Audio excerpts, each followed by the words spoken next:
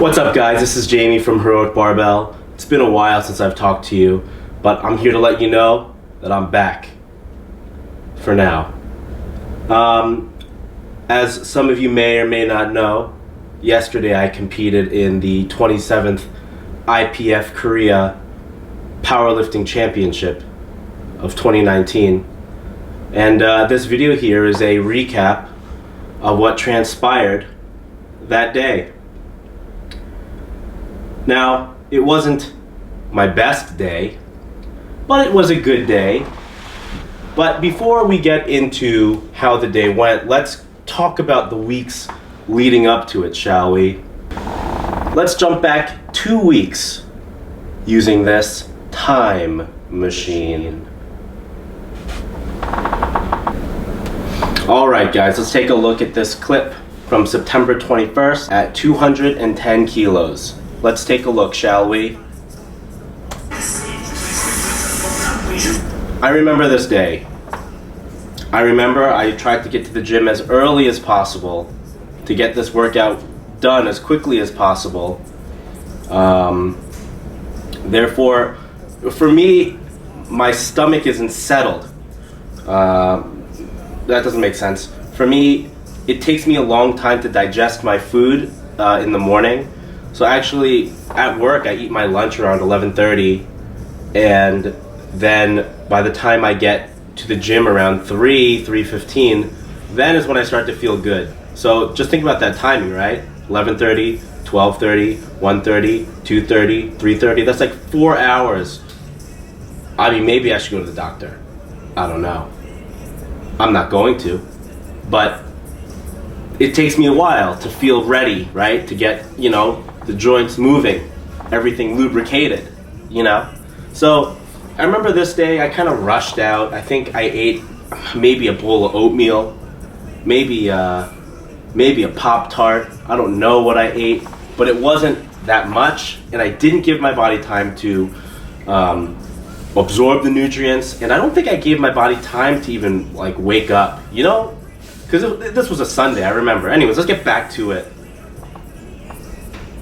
So I get under the barbell pretty strong, and I got my mean mugging face ready to squat this.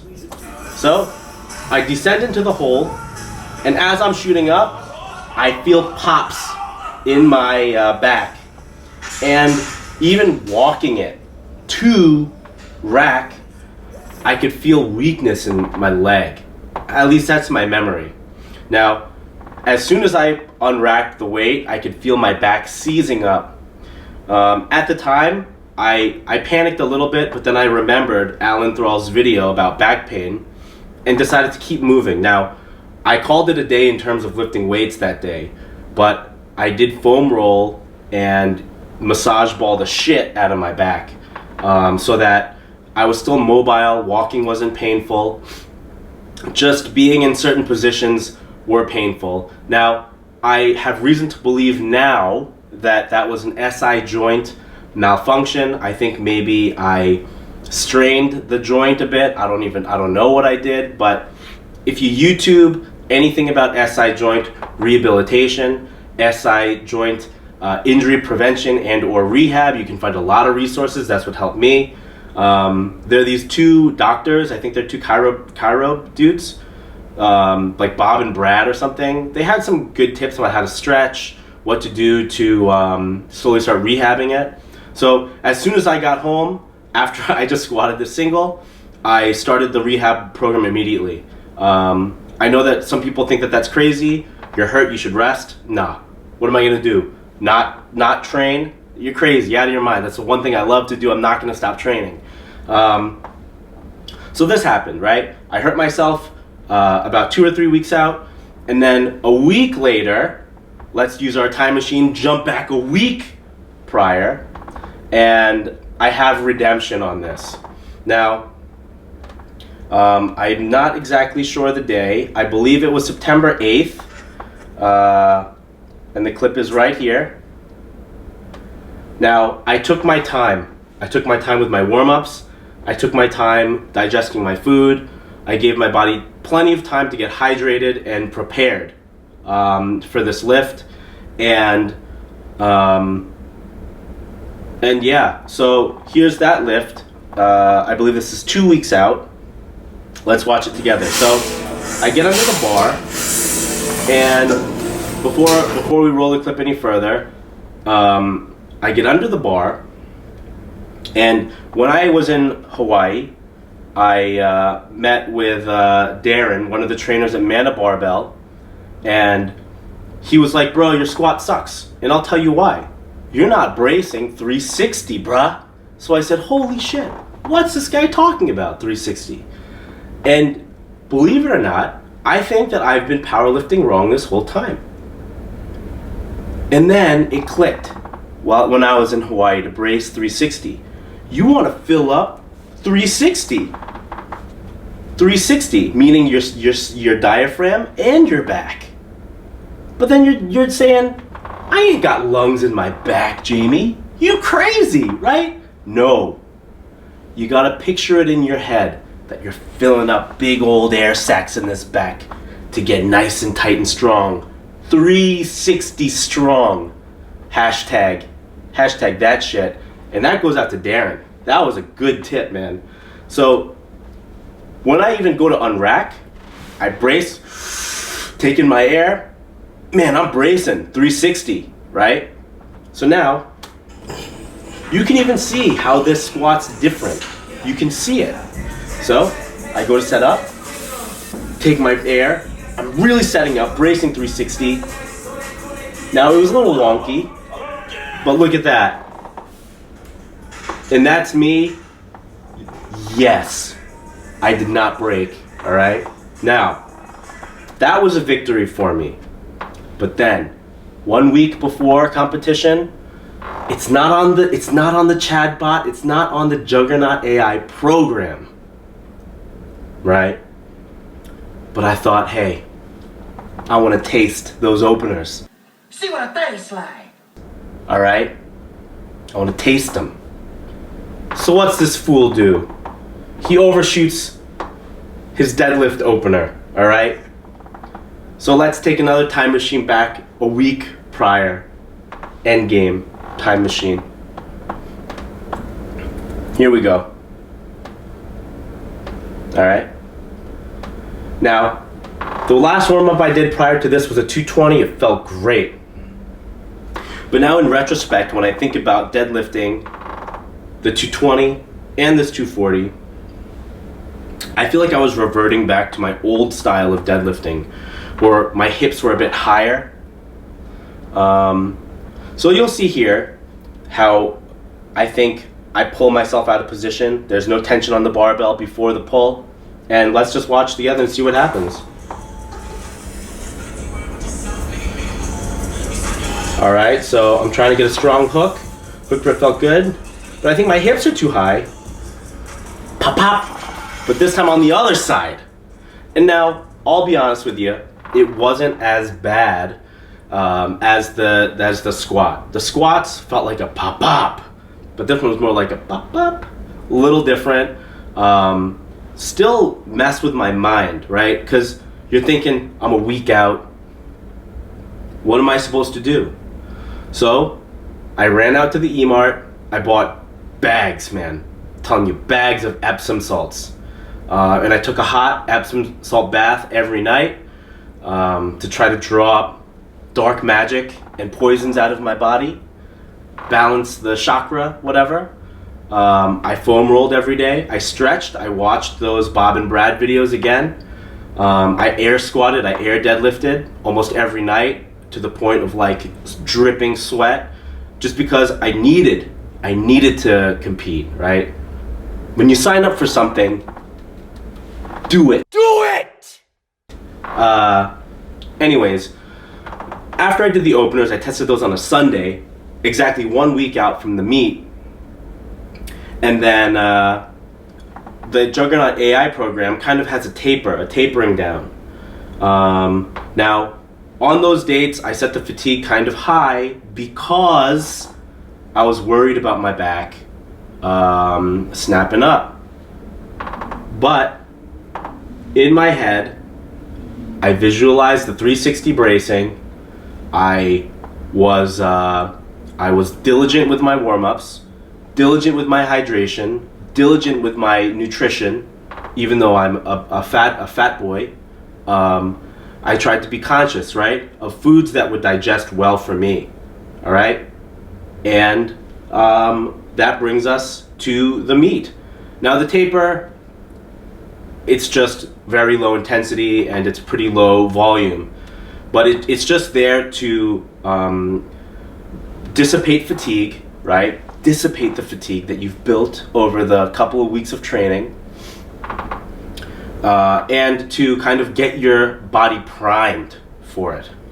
An unfortunate thing, this video sounds like an excuse video, but it is a little bit. But a couple days before the competition too, I woke up because my mouth was so dry, because my nose holes were clogged, right? Maybe my snoring was so loud it woke me up, but my mouth was dry. I caught kind of a cold. Like 3 days out. It's like bad luck on top of bad luck on top of bad luck on top of bad luck and bad blah. And then let's go to the meet. Now the meet was yesterday. It was a Sunday. And I'll be totally honest. I was like 0.5 kg overweight the whole week. But then coach at Train True was like, bro, start drinking a lot of water. Now, I don't know how much water to drink, but I just started drinking tons of water and reduced my food a little bit the last couple of days. Boom, I don't know how it happened, like magic. I was like 91 something on the day of the weigh-in. I don't have any footage of any of this because I felt so terrible that I didn't want to record anything. And also that's why the footage here is such garbage. No, the footage is really good. Scott, the guy who filmed it, did a good job. Yeah, I'm gonna cut that out. I'll probably forget. Anyways, let's go on to the meet. So the floor on the platform was kind of rubber, and it was built on top of this kind of wooden base, right? But the wooden base is hollow. You'll see it when I start rolling the video. But my initial goal for opener was 205. So what I wanted to hit was 205, 215, 222.5 to 225. But I knew that I wasn't feeling good going into the meet. So I reduced it, right? I reduced my expectations. I reduced my opener from 205 to 200 to be safe. Who knows what's gonna happen? I don't wanna risk injury. I'd rather warm up safely, get my opener in. Now, let's watch the opener together, shall we?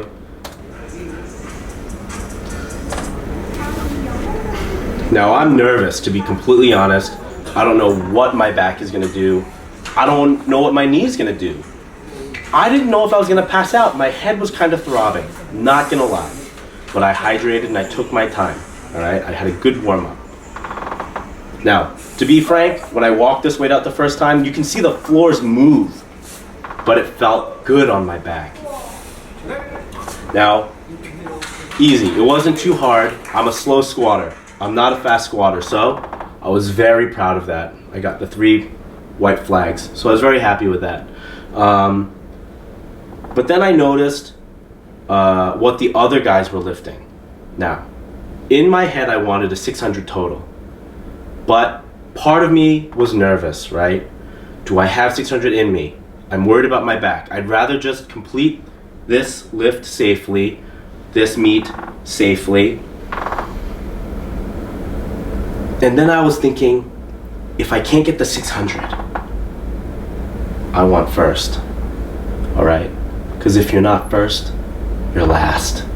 That's not true, but I heard it in a movie once, but I wanted first. I didn't know who was in the 94 kg weight class, but you know, you're there, you're watching everyone lift, and you're seeing the numbers. Now, well, some of my friends were there, and I know my friends are big boys. They're bigger than me, so I know that I'm not competing with them. But then there's a lot of new faces there. I don't know their weight, right? Because sometimes the body can be deceiving, all right? But I saw it. I saw the field. And I knew that I needed to put up a bigger squat to be safe to be in the lead. So I had a quick talk with a couple of my TT train true buddies. And they said, you know what, Jamie? Go for a 215. And I told them, guys, if I go for 215 and it doesn't move well, I'm calling my third rep because I need to save my power for bench and for the deadlift, right? So let's watch my 215 attempt. This one really did scare me because I thought that it was kind of a big jump to be taking for a second attempt. But let's watch together, shall we? Now, I definitely did sniff some ammonia before this. Sorry, there's a lot of setup here. I'm also wearing a mouthpiece that Dan from Train True ordered for some of us. Now, mouthpiece felt great. I think it helps. Two angle guy here. Now when I unracked it, it felt a little heavy, and I did hit the side rack, which kind of threw me off a little bit. But 360 bracing, I went down in the hole. Now, it's not the most beautiful squat, but I grinded it out. Once I got the good lift, man, I was hyped. That was it for me. So I went around, told the woman, I said, third attempt pass.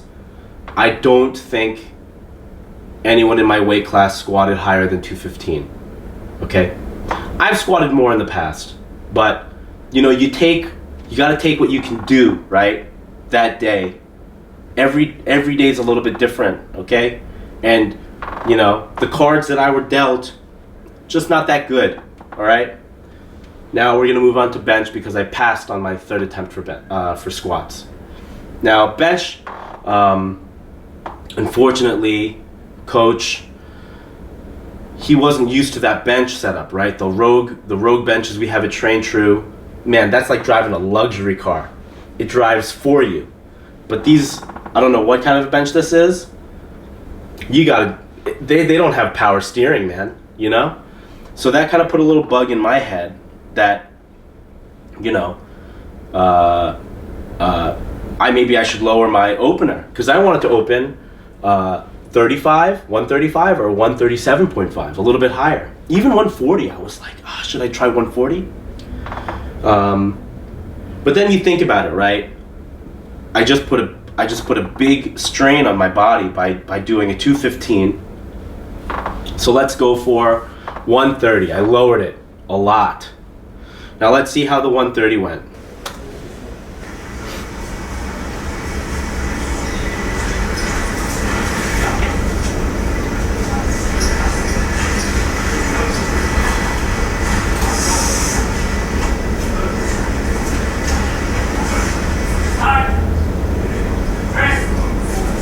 Now, to be frank, I think that the press command was given a little bit premature, but I'm not complaining.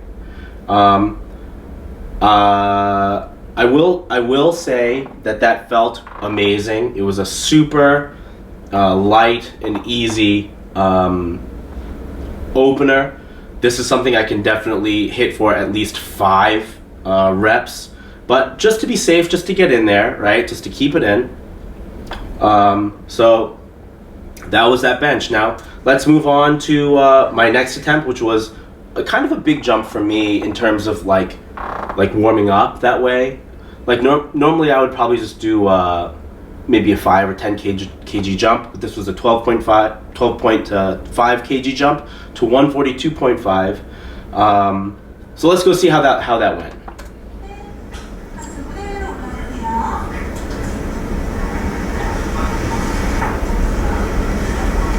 Now,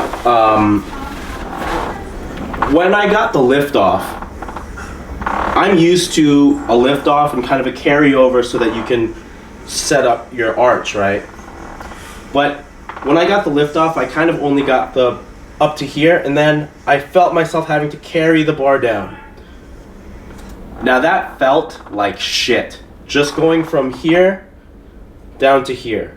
Now at Train True, I've done self rack offs and brought it down, and I never felt it like that. I felt it in my triceps bringing the weight down. But let's see how this moved.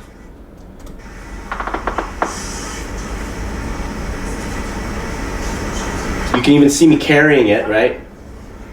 I sink it in, and it was a little bit harder, but it wasn't that bad. You know, that could look like an opener, right?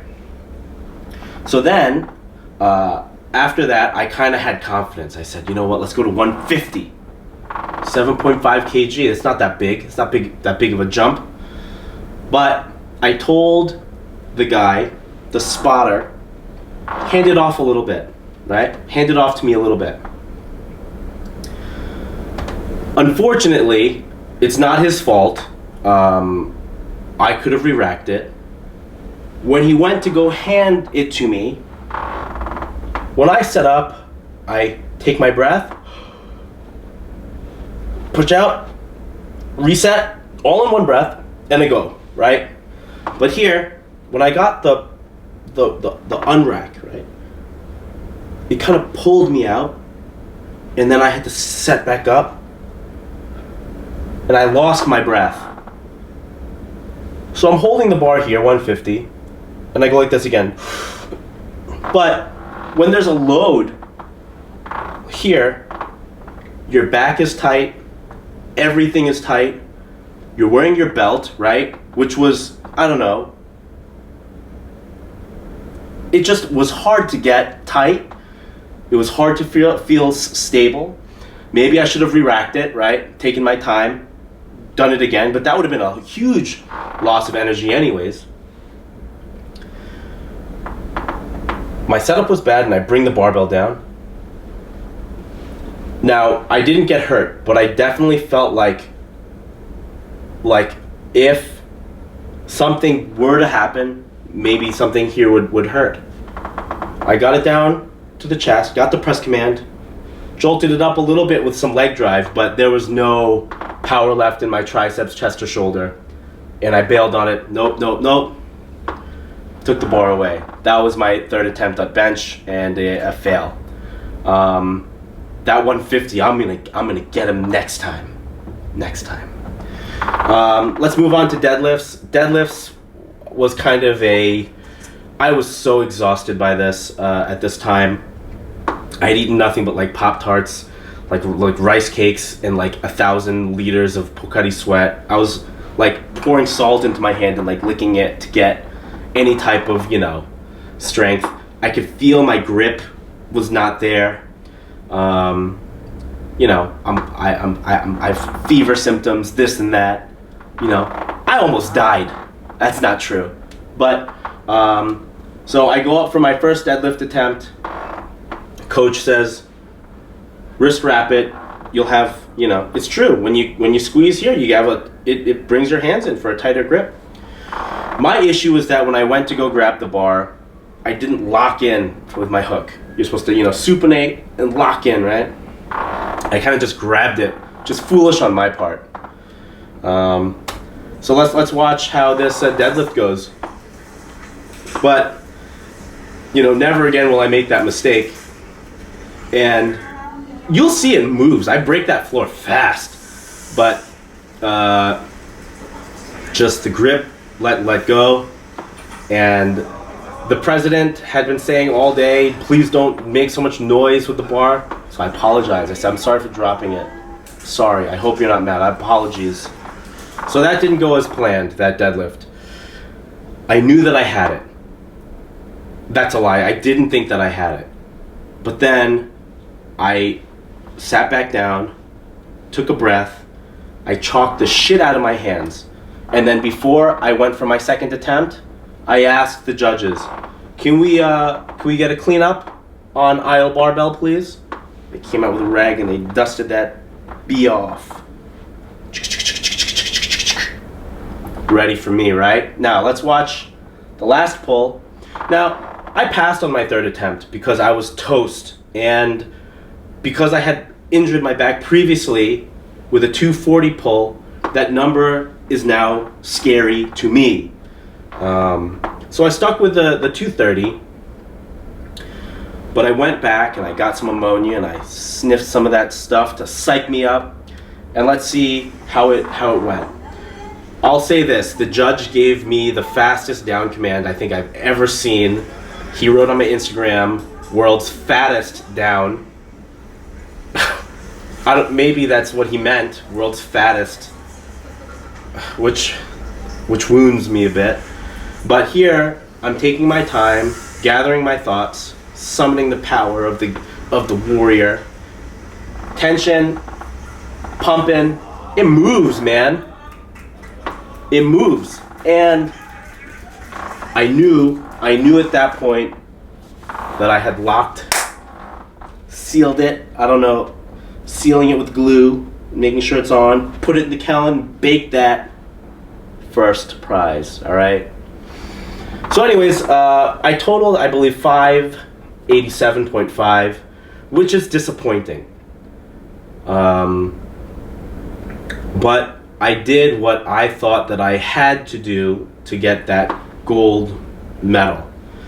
I went into this meet a little bit hurt, a little bit sick, so I had to adjust on the fly, and I knew that if maybe I pushed it too far, that I would risk injury, right? And in my mind, live to fight another day, right?